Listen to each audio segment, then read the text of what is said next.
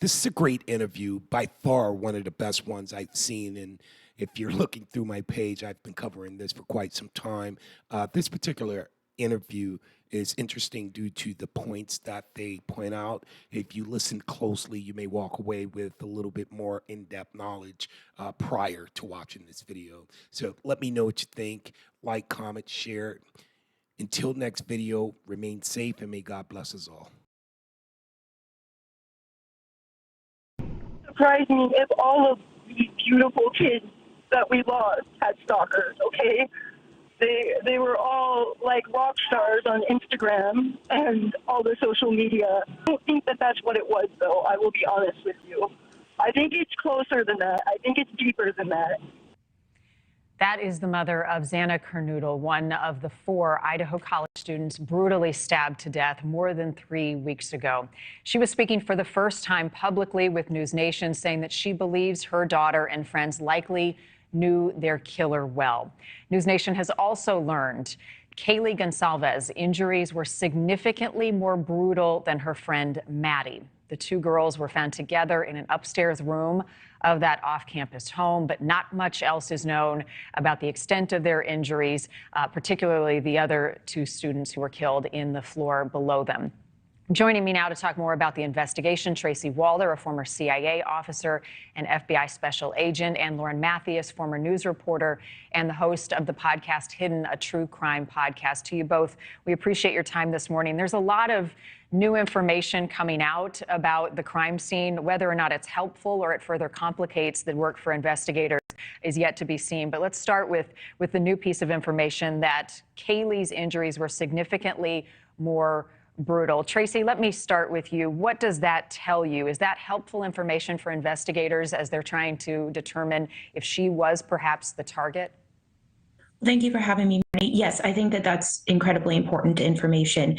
That's something I've said all along, and that's how they would differentiate whether this was a targeted attack or not, is that one victim may have had significant overkill more so than others. And since Maddie and Kaylee were known to be sleeping in the same bed at this time, it tells me that really Maddie may have just simply been in the way, more of a crime of opportunity, and Kaylee really would have been the target here. And I think that's very critical to investigators in terms of really figuring out what the motive was, who her inner circle was, or even just outside of that inner circle. So I think it helps them in terms of narrowing down the investigation because they do have this overabundance of evidence. Well, and Lauren, let me bring you in here because when I talk about further complicating it, they're in Maddie's room. So if Kaylee was the intended target, these 2 girls, best friends, many describe them as being almost like sisters. They looked very much alike as well. It was in the middle of the night. It was likely dark. So investigators have to determine, was the killer in the right room as well? Yeah, I think that Brian Enton made a great case for saying that this room was on the top floor without an easy entrance. Maddie and the room Maddie and Kaylee were in. And I think that also plays to them being the likely target. And I think that, as she pointed out, Kaylee is the likely target if she has more significant injuries. And I think that they actually went up to the 3rd floor. And as Kaylee's dad said, he didn't need to go up there. He didn't need to go up there. And I think that also plays into this idea that these girls were absolutely targets and most likely Kaylee. Well, the other thing, Tracy, is there appeared to be no forced entry, right? There's still some question about whether there were locks on the door from the inside or the out, if they were keyed locks or had a code on them. But at least we know that the room that Maddie and Kaylee were in was locked from the outside the next day. Does that indicate to you that the killer locked it on the way out? So yes, that does indicate to me that someone locked it on the way out, whether it was the killer or someone else. We truly don't know. I do fully agree, and this is sort of what I've said all along, particularly when going over the floor plan of the house. This person made a conscious effort to walk up those stairs.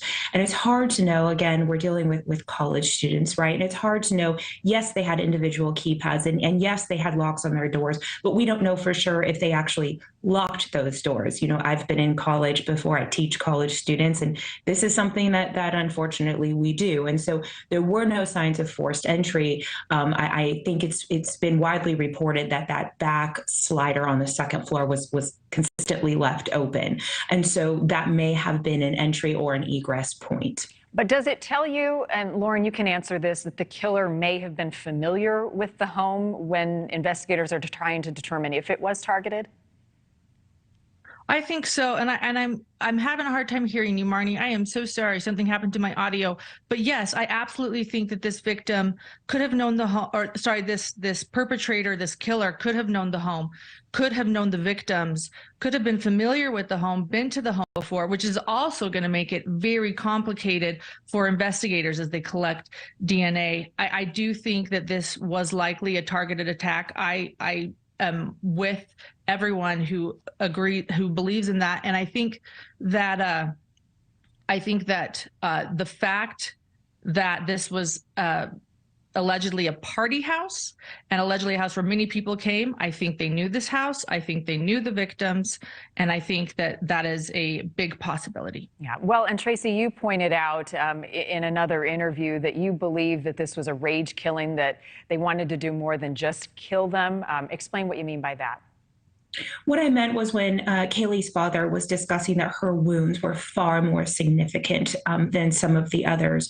You know, really, when you're stabbing someone, that in and of itself is a rather personal crime. That's how we tend to profile that. However, when you are stabbing repeatedly and repeatedly over and over, and we have dozens and dozens of stab wounds, that indicates a sense of rage. And that person is trying to get that rage out, and they're taking it out specifically on who they have ID'd as their sole victim. And so that's what I'm talking about when I mention that.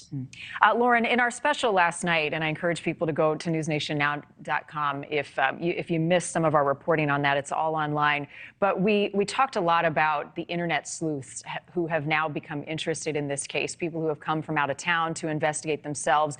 I mean, there are just thousands and thousands of comments and chatter. Does that make the job of investigators more difficult, or is it helpful to have other people providing tips, analysis? How does that impact an ongoing investigation when it is so critical you've got a community in fear?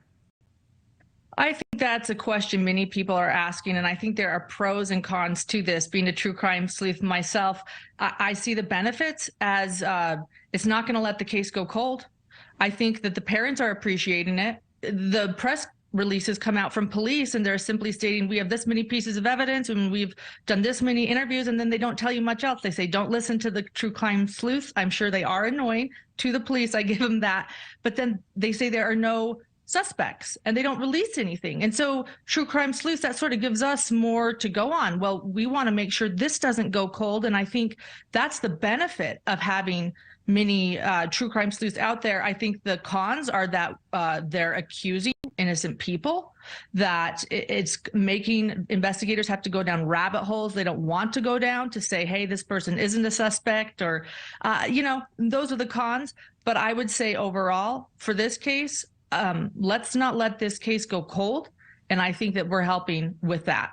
Tracy, let me give you the final word on that from the police perspective. Does that hinder the investigation, or are authorities welcoming other people who are taking a closer look and investigating it themselves? So I fully agree that it is a little bit of both, quite frankly. In terms of resources, right, you are having to chase down some of these rabbit holes, and that does divert resources. But at the same time, I think in the interest of not having the case go cold, it really does keep it alive. And interestingly, in terms of the information that police have given out, which is, I agree, very sparse, they have been very, very clear about very early on the people that they have cleared. That was very detailed and precise information that they gave. And so I find that to be very, very interesting that they gave that information out so early on. And so then that leaves folks, cyber sleuths, those kinds of things, really with all of these rabbit holes to go down, because it seems like there's almost a miscommunication coming out from police, and that they do know more, and they're trying to figure out what is it that they know. And out of the family's frustration, they argue that some of these people may have been cleared too soon. They haven't been provided what their specific alibi was. I will note that a lot of the evidence has been sent to the state crime lab. Based on our reporting last night, a lot of that evidence is now back in the hands of investigators.